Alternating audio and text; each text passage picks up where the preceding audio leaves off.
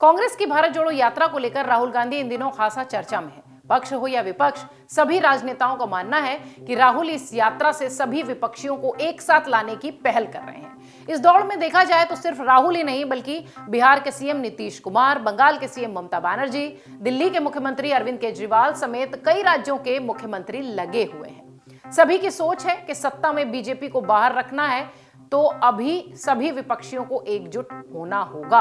हालांकि विपक्षियों में एकजुटता फिलहाल दिखाई नहीं देती है। विपक्षियों में भी अभी तक पीएम मोदी के सामने कौन पीएम होंगे, ये सवाल अभी भी बरकरार है। पीएम के चेहरे को लेकर कई बार मीटिंग हो चुकी है। हर बार विपक्षी दल अपने मंसूबे में नाकामयाब रहे हैं। इस बीच खबर यह मिल रही है कि आने वाले दिनों में कांग्रेस 2024 में विपक्षी दलों के साथ गठबंधन कर सकती है। इस पर कांग्रेस के नेता जयराम रमेश ने कौन से पत्ते खोले हैं जिससे कि राजनीति गर्म हो चुकी है, आगे आपको हम इस रिपोर्ट में दिखाते हैं।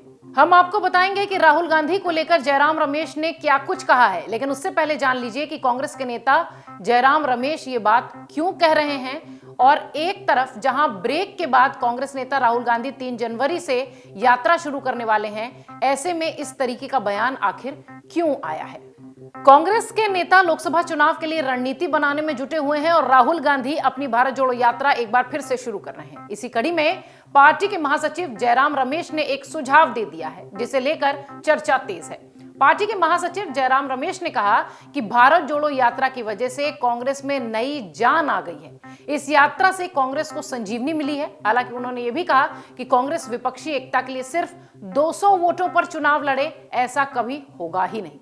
उन्होंने कहा कि इस यात्रा में राहुल गांधी की छवि में खासा सुधार आया है जिसे बीजेपी ने बिगाड़ने की बहुत ज्यादा कोशिश की थी।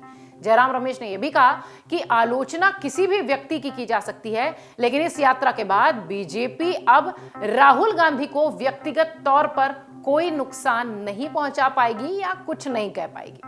राहुल गांधी रोज 24 किलोमीटर चल रहे हैं, लाखों लोगों से मिल रहे हैं। उनके साथ साथ पार्टी के लिए भी ये बड़ी उपलब्धि है। कांग्रेस के महासचिव ने एक बातचीत के दौरान कहा कि भारत जोड़ो यात्रा का मकसद कभी यह नहीं था कि इससे विपक्ष एक होगा, बल्कि इससे हमने कांग्रेस को मजबूत करने के लिए शुरू किया था। अब अगर विपक्ष भी साथ जुड़ जाए तो एक अलग नतीजा होगा। वो आगे कहते हैं कि यात्रा के लिए कई राजनीतिक दलों को बुलाया गया है, कुछ आए भी कुछ नहीं भी आए। हम लोग रचनात्मक विपक्ष एकता को पसंद करने वाले लोग हैं। हम अपने संगठन को मजबूत करने के लिए भारत जोड़ो यात्रा निकाल रहे हैं, ना कि विपक्ष को मजबूत करने के लिए। जयराम रमेश कह रहे हैं कि अगर कांग्रेस खुद को मजबूत करने में विफल रही तो विपक्षी एकता एक सपना बनकर रह जाएगा। विपक्षी एकता का ये बिल्कुल भी मतलब नहीं है कि कांग्रेस लोकसभा चुनाव में सिर्फ 200 सीटों पर लड़े, ऐसा कभी हो ही नहीं सकता। ये पूरी तरह से नामुमकिन है। विपक्ष के सभी दलों को इस बात को समझने की जरूरत है कि बीजेपी के विरोध में राष्ट्रीय स्तर पर एकमात्र विकल्प कांग्रेस ही है। ये जयराम रमेश का दावा है। विचारधारा के आधार पर भी एक ही विकल्प मौजूद है और वो है कांग्रेस। जयराम रमेश कहते हैं कि अब तक विपक्षी दल कांग्रेस से ये लेते रहे हैं, लेकिन अब ऐसा नहीं होगा। वो जमाना गया जब कांग्रेस सिर्फ देती रही है, अब कांग्रेस लेगी भी। अब बात कर लेते हैं कि राहुल ने क्या कुछ ऐसा कहा जिससे कि ये चर्चा का विषय बन गया।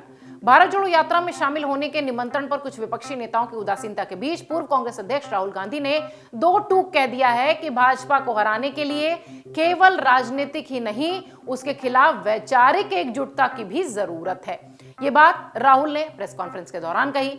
राहुल के अनुसार भाजपा के खिलाफ देश में जमीनी स्तर पर भारी अंडर करंट है और विपक्ष वैकल्पिक विजन के साथ एक होकर प्रभावी ढंग से मैदान में खड़ा होगा, तभी भाजपा को 2024 में लोकसभा चुनाव हरा पाएगा। अगले आम चुनाव में विपक्ष की चुनौती पर राहुल ने यह भी कहा कि यात्रा के दौरान जमीनी स्तर पर भाजपा के खिलाफ एक बड़ा करंट दिखाई दे रहा है और विपक्ष एक वैकल्पिक विजन के साथ एकजुट होकर मैदान में उतरेगी, तभी संभव है कि यहां भाजपा को हराया जा सकेगा। क्षेत्रीय दलों के खिलाफ खुलकर उतरने की हिचक पर चोट करते हुए राहुल ने कहा कि अब रणनीति लड़ाई का दौर नहीं रहा जिसमें कुछ समूह शामिल होकर भाजपा को हरा देंगे। अब सबको एकजुट होना होगा। सपा बसपा के संदर्भ में राहुल गांधी खुलकर बोलते नजर आए। सपा बसपा के नेताओं की यात्रा से दूरी बनाने की ओर इशारा करते हुए राहुल ने कहा कि भाजपा और संघ ने पूरे संस्थागत तंत्र पर कब्जा कर लिया है और अब परोक्ष विरोध की रणनीति से काम नहीं चलेगा, बल्कि उनके खिलाफ खुलकर हमारे साथ मैदान में उतरना पड़ेगा, क्योंकि राष्ट्रीय विचारधारा की धुरी केवल कांग्रेस है, क्षेत्रीय दल नहीं। भारत जोड़ो यात्रा के विश्राम के बीच राहुल कांग्रेस के मुख्यालय से प्रेस कॉन्फ्रेंस कर रहे थे, जहां उन्होंने ये सारी बातें कही। इसके साथ ही उन्होंने विपक्ष को देश के लोगों के सामने विकल्प के रूप में एक राष्ट्रीय विचारधारा पेश करने के लिए भी बात कही है।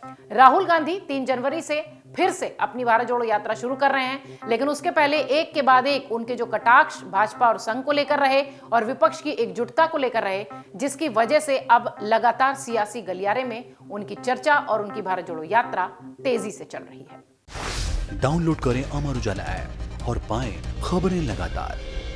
अगर आप ये वीडियो YouTube पर देख रहे हैं तो हमारे चैनल को सब्सक्राइब करें और बेल आइकन को दबाना ना भूलें। अगर आप Facebook पर यह वीडियो देख रहे हैं तो हमारे पेज को लाइक करें।